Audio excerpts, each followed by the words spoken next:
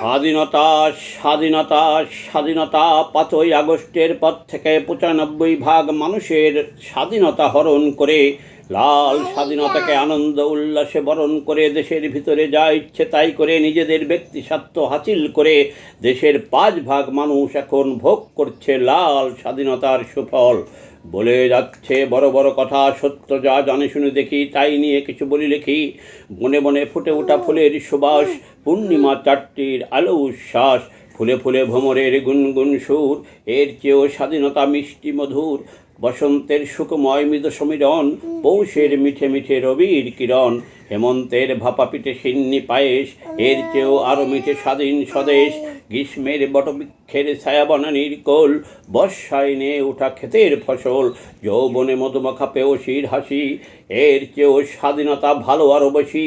বহু প্রতীক্ষার পরে আসে যদি বন্ধুর চিঠি, পালঙ্কের পরে পাতা সুসুতল পাটি, নদী দিয়ে তরিবায় ভাটিয়ালি গেয়ে, স্বাধীনতা আমার কাছে প্রিয় এর চেয়ে।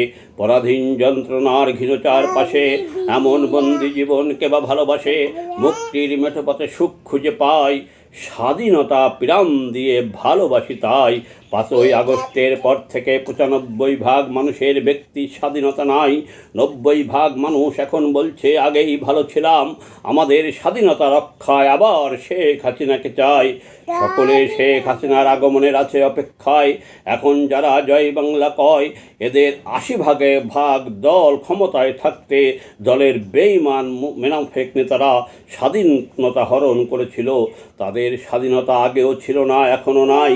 তারাই এখন বেশি জয় বাংলা জয় বঙ্গবন্ধু কয়, আবার তারাই আবার জেল জুলুমের শিকার হয়। দলের তৃণমূলে স্বাধীনতা হরণ করেছিল যারা, তাদের ভিতরে বঙ্গবন্ধুর আদর্শ এক বিন্দু নাই। তাদের দলে থাকার আর কোনো অধিকার নাই, অধিকার নাই, অধিকার নাই।